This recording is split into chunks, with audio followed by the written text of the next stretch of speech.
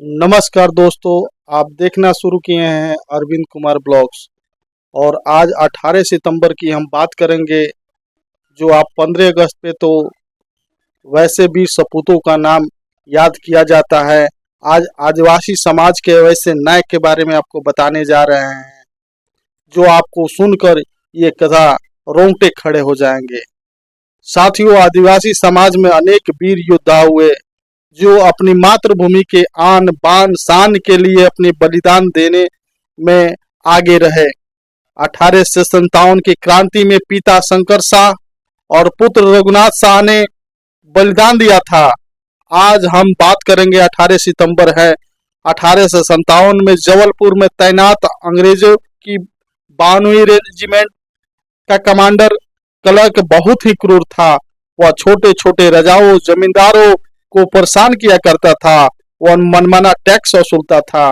गोंडवाना राज्य को जबलपुर और मंडला का इलाका का हिस्सा था।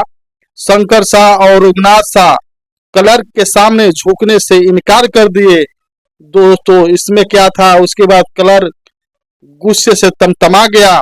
शंकर शाह और रघुनाथ शाह को अपनी सेना के साथ अंग्रेजों का विरोध करना शुरू कर दिए।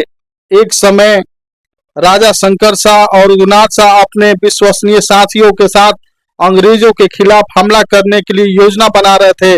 तभी अंग्रेजों के गुप्तचर राजा के सिपाही और मुसलमान फकीर का भेष बनाकर राजा का योजना सुनकर अंग्रेजों से जाकर बता दिया।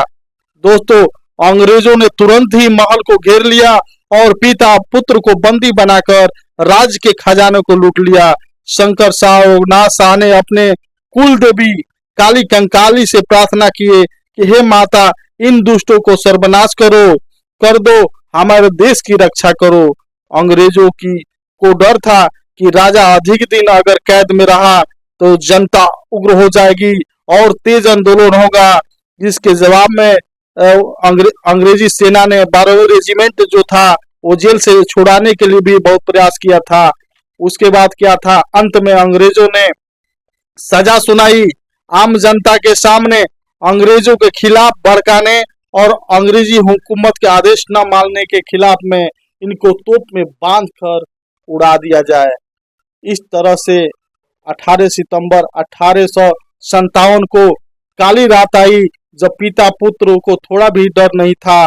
हाथों में हथकड़ियां खोलकर जनमानस के सामने तोपों में बांधकर उड़ा दिया गया। शंकर शाह और रघुनाथ शाह का शरीर टुकड़ों में बट गया। राजा शंकर शाह की पत्नी रानी फूल कुंवरबाई ने भी दोनों शरीर को एकत्र कर अंतिम संस्कार किए। दोस्तों, वैसे तो आजादी की लड़ाई में ऐसे महान अनेक योद्धा हुए, जो कि अपने वीरता को परिचय देते हुए फांसी पर चढ़ना मंजूर किए, लेकिन कभी अंग्रेजों के सामने अपना सर नवाना नहीं समझे। आप लगातार आदिवासी समाज भी इस आजादी के लड़ाई में आगे रहा और अंग्रेजों को छक्के छुड़ाते रहा। आप दोस्तों स्क्रीन पर देख रहे हैं, कुछ तस्वीरें मैंने इसमें एडिट किया है और जोड़ा है और बनाया है। दोस्तों, अगर मेरे चैनल पर पहली बार अगर है तो इस चैनल को लाइक कीजिए, सब्सक्राइब कीजिए और शेयर करना न भूले।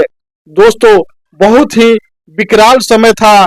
सारे जनमानस एकत्र हो गए थे वहां पे, और अंग्रेजों के आदेश के बाद शंकर शाह और रघुनाथ शाह को तोप के मुंह पर बांध दिया गया और आदेश देने के बाद तोप के गोले दाग दिए गए। तुरंत ही दागने के बाद शरीर के एक एक मांस चिथड़ों में बिखर गया और लोगों को आंसुओं का सैलाब बहने लगा। ये क्रांति पूरे भारत में फैल गई। फैलने के बाद सारे लोग ने मिलकर अंग्रेज हुकूमत को उखाड़ फेंकने का निर्णय लिया। और राज खजाना की बात करें तो उसमें शंकर शाह रघुनाथ शाह ने अपने कुल माता कंकाली देवी से प्रार्थना अर्जी किए थे कि हे माता कंकाली, इन दुष्टों को सर्वनाश करो, इनको अंत करो और देश की रक्षा करो। माते, इन दुष्टों का सर्वनाश करो। वैसे वहां पे आपको जानकर हैरानी होगी कि जब भी वहां पे सभाएं होती थी तो शंकर शाह रघुनाथ शाह कुल माता देवी कंकालिनी माता के पास प्रार्थना याचना जरूर करते थे, उसके बाद वहां से निकलते थे।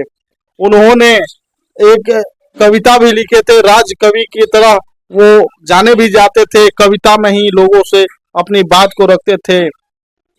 मार अंग्रेज रेज रेज कर देई माता चंडी, बचे न बाल बाधे खाए जाल हलाकी, करो नहीं देर माता लक्षण तम भक्षण कर, शंकर की लाज रख दास प्रतिपाल कर, रक्षण कर देश की हित मारी डाकी कालिका।